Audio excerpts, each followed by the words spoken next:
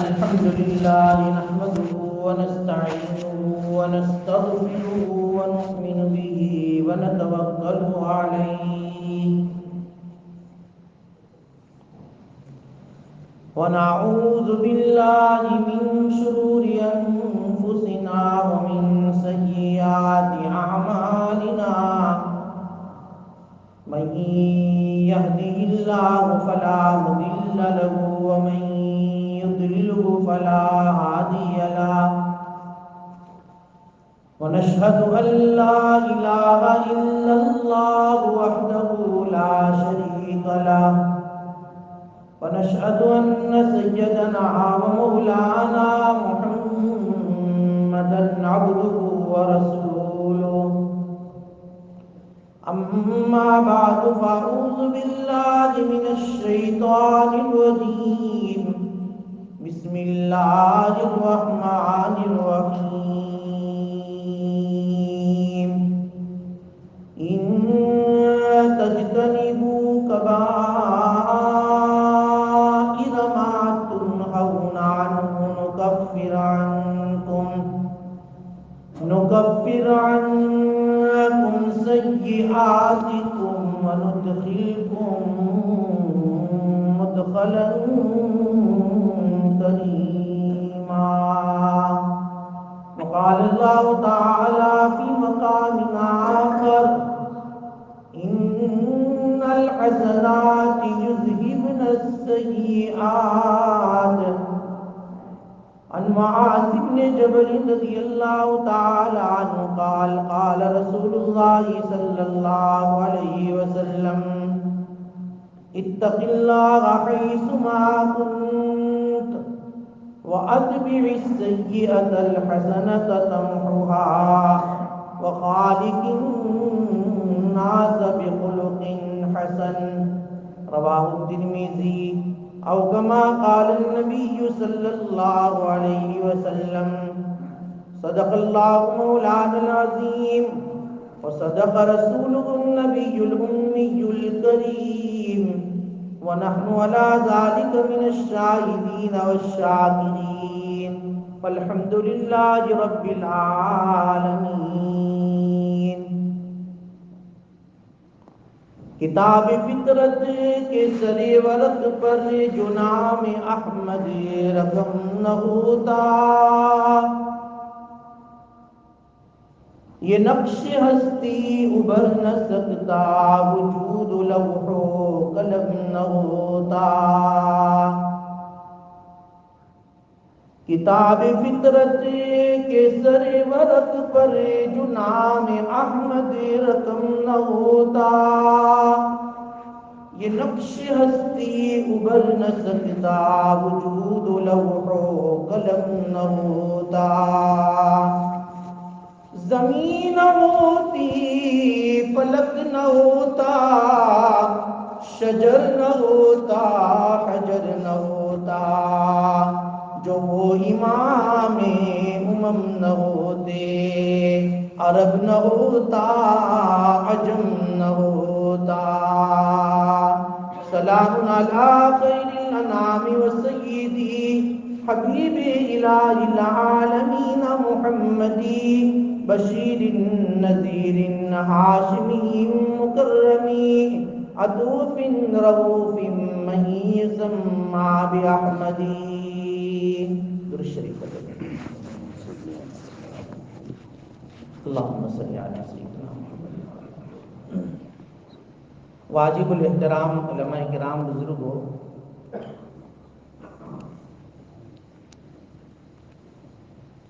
سرکار دو عالم تاجدار مدینہ محمد عربی صلی اللہ علیہ وسلم واقعی اس امت کے لیے شفیق اور مہربان تھے.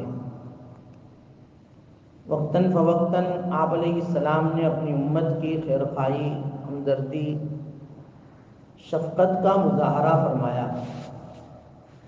اللہ کے نبی صلی اللہ علیہ وسلم کی چاہت، آپ علیہ السلام کی امید، تمنا اپنی اس امت کے حق میں یہ تھی کہ یہ امت جہنم سے بچ جائے، جنت میں چلی جائے.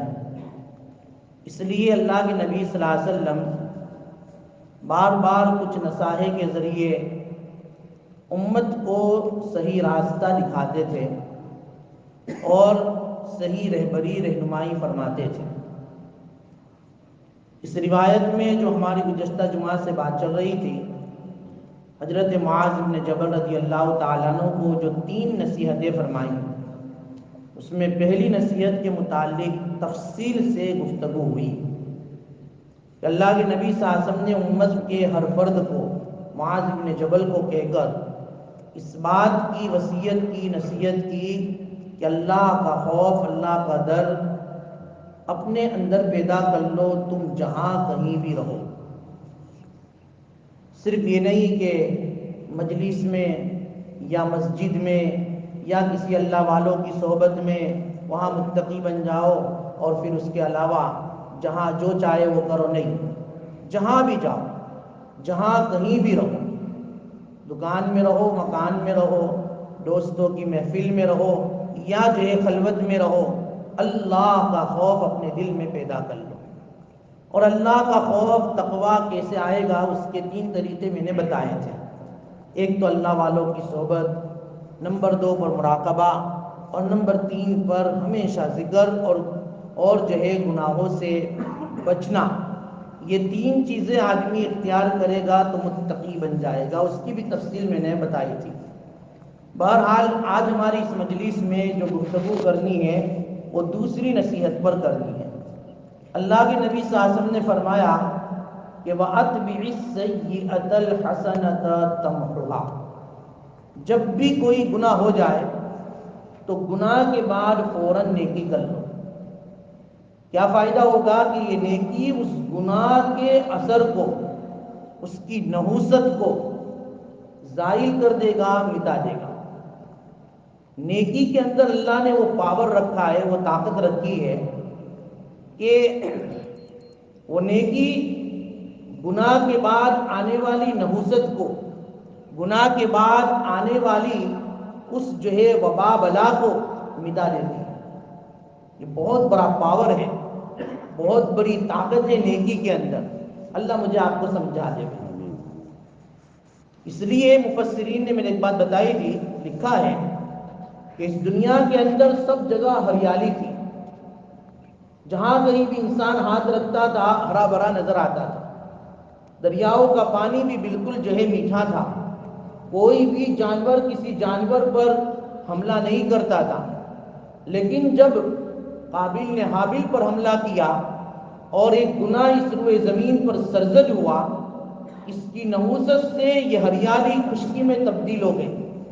یہ دریا کا کھارا پانی یا میٹھا پانی کھارے پانی میں تبدیل ہو گیا، اور جو ہے جانور پر بلکہ انسان پر حملہ کرنے کے لیے جو ہے وہ تیار ہو گیا اور حملہ ہونے لگا۔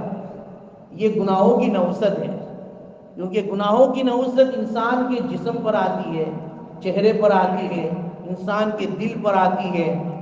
وہ ساری نحوستیں نیکیاں جو ہے وہ ختم کر دیتی ہیں۔ چہرے کی نحوستوں کو بھی ختم کرتی ہے، دلوں کی نحوست کو بھی ختم کرتی ہے، اور انسان کے جسم کے اعضاء پر جو اس کی نحوست ظاہر ہوتی ہے، ان نحوستوں کو بھی یہ نیکیاں ختم کر دیتی ہے۔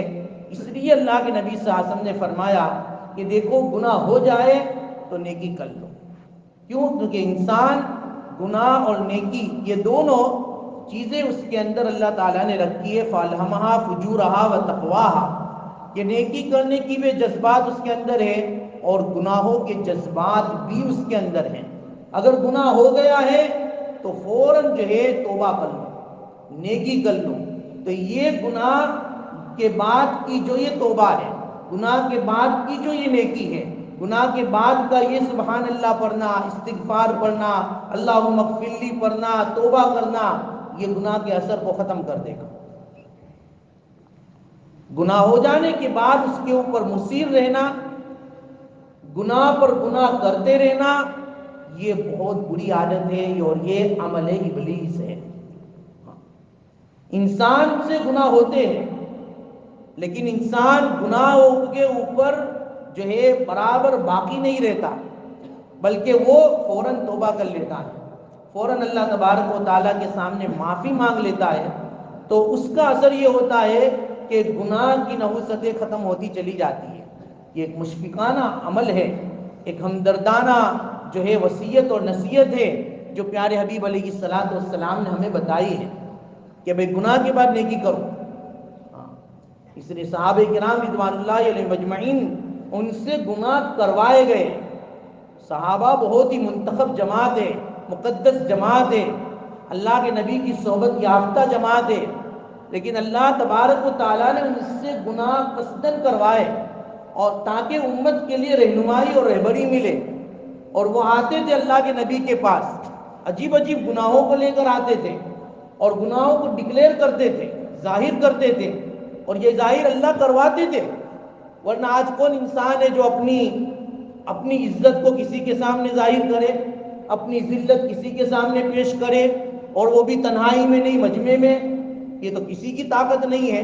بلکہ گناہ ہو جائے اور گناہ کے بعد آدمی کو اگر پوچھا جائے تو وہ انکار کر دے، جھوٹ بول دے، لیکن اقرار نہ کرے۔ اقرار کرنا بھی ایک بہت جگر گردے کی بات ہے۔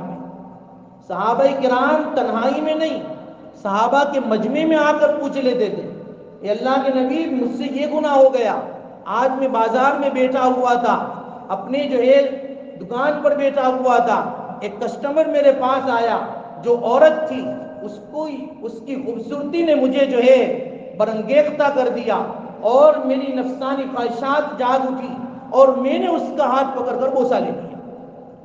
اللہ کے نبی اب میں پریشان ہوں کہ یہ تو میں نے غیر محرم کے ساتھ ایسا کام کر لیا، اس کو ٹچ کر لیا، اس کو بوسہ لے لیا۔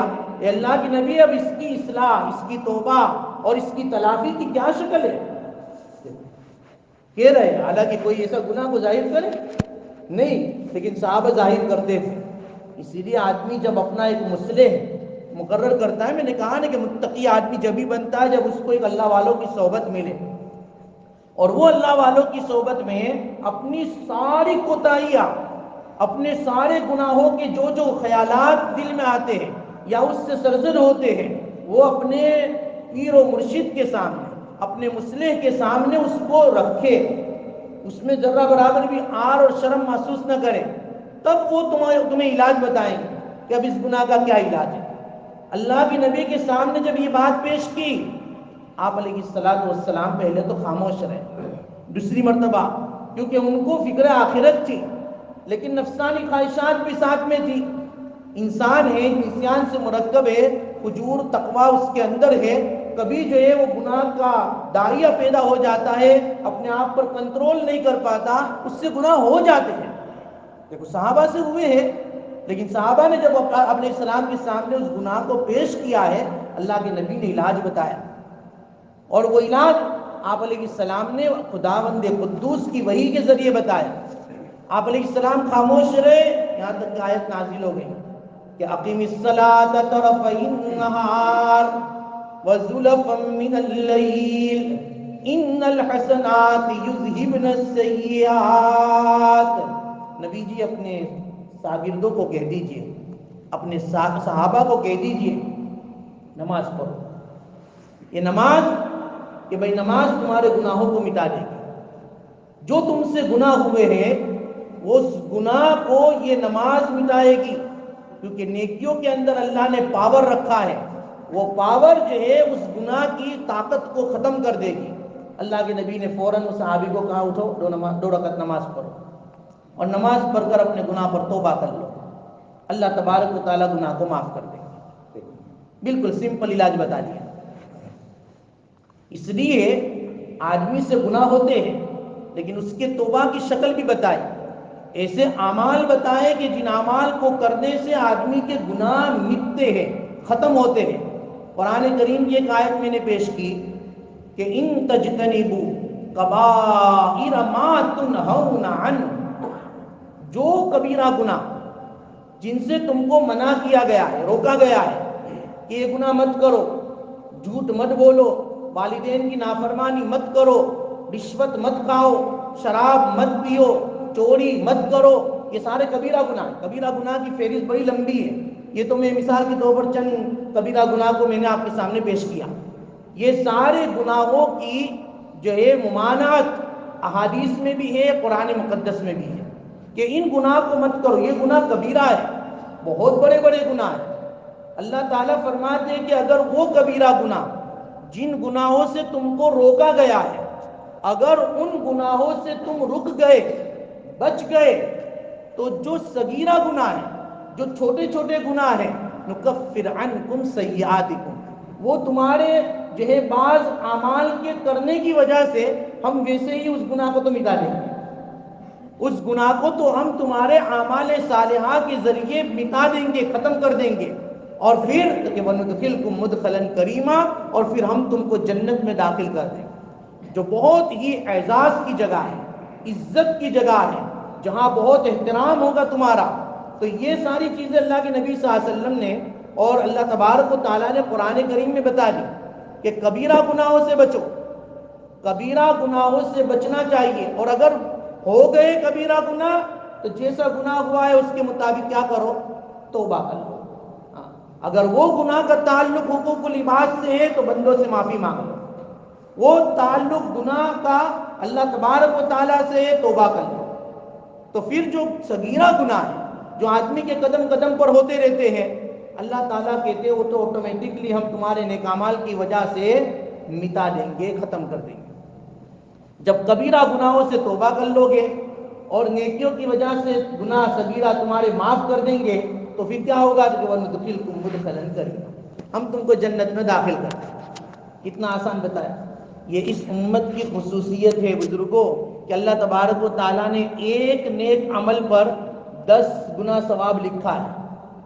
آدمی ایک نیک عمل کرے نا بھائی، ایک مرتبہ کیا پڑھے، سبحان اللہ، یہ پڑھ لیا، 10 مرتبہ سبحان اللہ پڑھنے کا ثواب مل گیا۔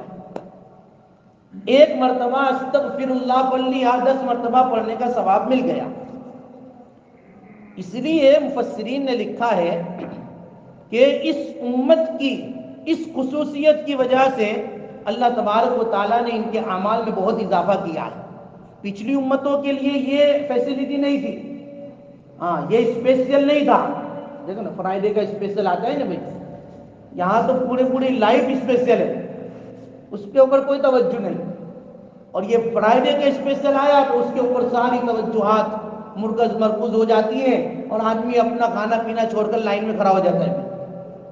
اور یہ اسپیشل، یہ آفر پورے سال، پوری زندگی کے لیے کہ نیکی ایک کرو تو 10 گنا تم کو ثواب ملے گا۔ پورا اسپیشل ہے۔ یہ خصوصیت، یہ اسپیشل، یہ سیر پچھلی امتوں کے لیے نہیں تھا، یہ صرف اس امت کے لیے۔ پچھلی امتوں کے لیے ایک نیکی پر ایک ہی نیکی تھی، اس امت کے لیے ایک نیکی پر 10 نیکیاں ہیں۔ پچھلی امتوں کے لیے یہ فیسلٹی نہیں تھی بھائی۔ اس لیے بزرگوں اللہ ہمیں اس کی قدر کی توفیق عطا فرمائے۔ دیکھو یہ نماز 50 تھی، معلوم ہے نا، 50 معراج میں تو 50 ہوئی تھی، لیکن صرف جو ہے 5 نمازیں رہ گئی، وہ پورا واقعہ آپ کو معلوم ہے۔ اللہ کے نبی صلی اللہ علیہ وسلم کا جانا، موسیٰ علیہ السلام کا مشورہ دینا، اور اللہ تبارک و تعالیٰ نے نبی کے صدقے میں 50 کی 5 کر دی۔ لیکن نماز پڑھنی تو 5 ہے، لیکن ثواب تو 50 کا مل رہا ہے۔ کیوں؟ کیونکہ وہاں وہی قاعدہ آئے گا کہ نیکی 1 پر 10، تو 1 نماز پڑھو گے تو 10 نماز کا ثواب، تو 5 پڑھو گے تو 50 کا ثواب۔ یہ جو ہے پہلے سے قاعدہ، من جاء بالحسنہ فلہ عشر امثالہ، نیکی 1 لے کر آؤ گے ہم اس کے بدلے میں 10 گنا نیکی دیں گے۔ اس لیے اللہ تبارک و تعالیٰ نیکی 1 پر 10 نیکیاں دے رہے ہیں، اور اس نیکی کے ذریعے سے اللہ ہمارے گناہوں کو بھی مٹا رہے ہیں۔ اسی لیے اللہ کے نبی صلی اللہ علیہ وسلم نے کچھ اعمال بتائے۔ دیکھو نماز، آپ علیہ السلام نے فرمایا کہ آدمی فجر کی نماز پڑھے، پھر ظہر کی نماز پڑھے۔ تو دیکھو فجر کی نماز پڑھی تو عشاء سے لے کر فجر تک کے جو گناہ ہوئے ہیں صغیرہ، وہ اللہ تبارک و تعالیٰ آٹومیٹکلی معاف کر دیں گے، تم توبہ کرو کہ نہ کرو۔ یہ نماز والا عمل جو تم نے کیا ہے، اس عمل پر اللہ تبارک و تعالیٰ وہ گناہ معاف کرتے چلے جا رہے ہیں۔ ظہر پڑھ لی تو فجر سے ظہر تک جو گناہ کوتاہیاں ہوئی ہیں اللہ آٹومیٹکلی معاف کر رہے ہیں۔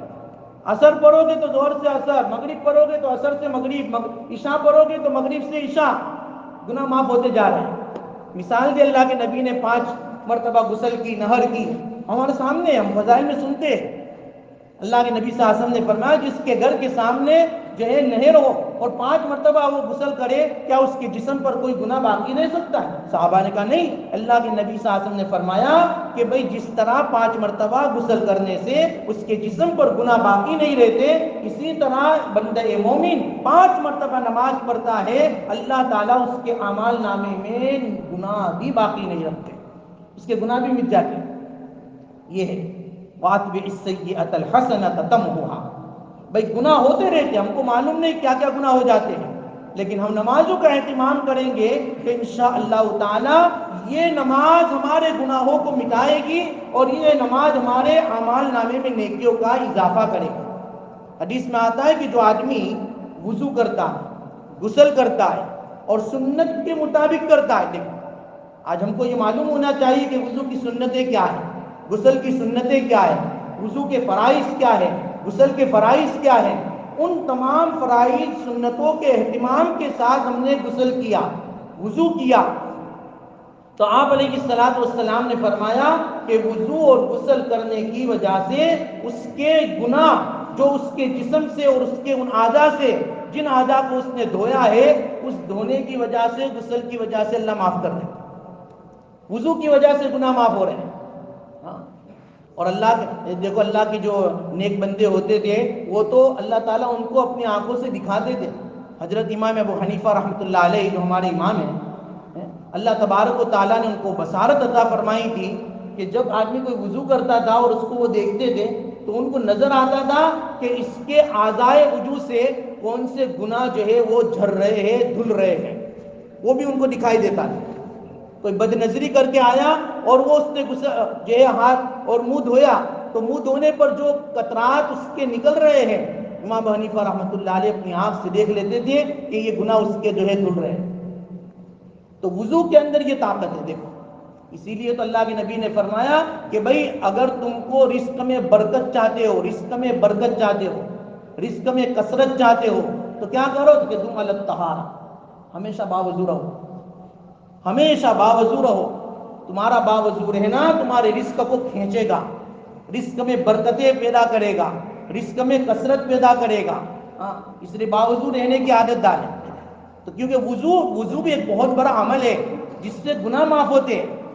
پھر یہ جمعہ، دیکھو جمعہ کے دن اللہ کے نبی صلی اللہ علیہ وسلم نے فرمایا کہ آدمی جمعہ کی نماز پڑھتا ہے تو اب یہاں اس جمعہ سے لے کر اس جمعہ تک ہفتہ واری جو گناہ ہوئے ہیں وہ گناہ اللہ تبارک و تعالیٰ معاف کر دیتے ہیں۔ ہفتہ واری گناہ معاف ہو رہے ہیں، وہاں روزانہ کے جو گناہ ہو رہے ہیں وہ معاف ہو رہے ہیں، جو وقت کے گناہ ہو رہے ہیں وہ معاف ہو رہے ہیں۔ اس میں بھی اگر کچھ باقی رہ گیا تو جمعہ پڑھ لی تو جمعہ سے جمعہ تک کے گناہ معاف ہو گئے۔ آگے چلے، رمضان المبارک کا مہینہ آیا، اللہ کے نبی نے فرمایا کہ جو من صام رمضان ایمانا و احتسابا غفر له ما تقدم من ذنبه، سال بھر کے جو گناہ اس کے ہوئے سب معاف ہو گئے۔ یہ عمل بتایا اللہ کے نبی نے۔ عید کے دن آیا کہ اللہ تبارک و تعالیٰ نے گناہ کو معاف کر دیا۔ پھر بقرعید آئی، اگر اس نے جو ہے قربانی کی، اللہ کے نبی صلی اللہ علیہ وسلم نے فرمایا اللہ کے راستے میں جس نے بکرا ذبح کیا، دمبا ذبح کیا، گائے ذبح کی اور اس کے خون کا قطرہ زمین پر گرتا نہیں، اس سے پہلے اللہ تبارک و تعالیٰ اس کی مغفرت فرما دیتا۔ اللہ نے اور صاحب مال بنایا، حج کیا، عمرہ کیا، کیونکہ حج اور عمرہ حج عمرہ کے اندر تو وہ پاور، وہ طاقت ہے کہ اس کے کرنے پر اللہ تبارک و تعالیٰ گناہوں کو ایسے مٹا دیتے ہیں جیسے کہ بھٹی کے اندر اگر لوہا ڈالا جائے تو لوہے کا میل کچل کیسا دور ہو جاتا ہے، جیسے کپڑے کو لانڈری میں ڈالے اور مشین میں ڈالے تو جس طرح کپڑے کے میل کچل کو وہ مشین دور کر دیتا ہے، یہ حج اور عمرہ کے اندر وہ طاقت ہے کہ اس کے کرنے سے اللہ تعالیٰ اس کے سارے گناہوں کو مٹا دیتا ہے۔ یہ عمل بتائے اللہ کے نبی صلی اللہ علیہ وسلم نے کہ بھئی گناہ تو ہو رہے ہیں لیکن گناہ کے بعد نیکی کرنے کا ایک جو ہے حوصلہ، ایک جذبہ اپنے اندر پیدا کرو۔ فوراً آدمی کو بے چینی، بے اطمینانی، ندامت آدمی کو ہونا چاہیے۔ گناہ کر رہا ہے اور گناہ کے اوپر مصر ہے، کوئی توبہ نہیں، کوئی اللہ تبارک و تعالیٰ سے معافی نہیں، تو پھر یہ جو ہے خطرہ ہے کہ بغیر توبہ کے، بغیر جو ہے شرمندگی کے، ندامت کے وہ دنیا سے جائے گا اور پھر جو ہے وہ جہنم میں جائے گا۔ اللہ کے نبی یہ نہیں چاہتے ہیں کہ میرا امت ہی جہنم میں جائے، اس لیے آپ علیہ الصلوۃ والسلام نے نصیحت فرمائی کہ گناہ ہو جائے نیکی کر لو، نیکی کر لو، استغفار پڑھ لو، سبحان اللہ پڑھ لو، اللہم اغفر لی پڑھ لو، توبہ کر لو، کبیرہ گناہ ہوئے اللہ سے معافی مانگ لو، بار بار گناہ ہوئے بار بار معافی مانگ لو، کہ باز آ ہر آنچ ہستی باز ادھر گئے ماں در گئے نو امیدی نیست، صد بار توبہ شکستی باز میرے دربار میں آ، ایک بار نہیں 100 بار آ، 100 بار اگر تیری توبہ تو کی ہے تجھے فکر کرنے کی ضرورت نہیں ہے، تو ایک مرتبہ پھر واپس اپنے ہاتھ کو پھیلا دے، اللہ کے سامنے ندامت کے ساتھ احساس کے ساتھ یہ کہہ دے اے اللہ مجھ سے گناہ ہو گیا ہے، اللہ تو مجھے معاف کر دے۔ اللہ تبارک و تعالیٰ فرماتے 100 بار اگر تو نے توبہ توڑی ہے پھر بھی اگر میرے دربار میں آ کر اس گناہ سے معافی مانگتا ہے، میں تجھے نا امید نہیں لوٹاؤں گا بلکہ میں تیرے گناہوں کو معاف کروں گا۔ اس امت کی خصوصیت یہ ہے کہ آدمی ندامت کے ساتھ صرف ایک آنسو بہا دیتا ہے، اللہ سے جو ہے توبہ کر لیتا ہے، اللہ تبارک و تعالیٰ اس کے گناہ کو معاف کر دیتے ہیں، بلکہ معاف ایسے کرتے ہیں کہ التائب من الذنب کمن لا ذنب لہ، گناہوں سے معافی کرنے والا، توبہ کرنے والا یہ تو ایسا ہو جاتا ہے جیسا اس نے کوئی گناہ ہی نہیں کیا۔ اللہ کے نبی فرماتے ہیں اس نے کوئی گناہ نہیں کیا، وہ ایسا ہو جاتا ہے۔ اس لیے اللہ تعالیٰ کو تو بہت پیار آتا ہے جب گنہگار بندہ اللہ کے سامنے توبہ کرتا ہے، تو اللہ کو اتنا پیار آتا ہے، اتنا پیار آتا ہے کہ بعض گناہ تو ایسے ہوتے ہیں کہ صرف گناہ پر توبہ کرنے کی بنیاد پر گناہ معاف ہی نہیں ہوتے بلکہ اللہ ان کے گناہوں کو نیکیوں سے مبدل کر دیتے۔ وَنُبَدِّلُ، اللہ تبارک و تعالیٰ فرماتے ہیں کہ ہم سیئات کو حسنات سے مبدل کر دیتے ہیں، نیکیوں گناہوں کو نیکیوں سے بدل دیتے ہیں۔ اللہ کو تو اتنا پیار آ جاتا ہے۔ اس لیے ضروری یہ ہے کہ آدمی نیکی فوراً کر لے، گناہ ہو گیا ہے فوراً توبہ کر لے، فوراً استغفار پڑھ لے، فوراً استغفر اللہ پڑھ لے۔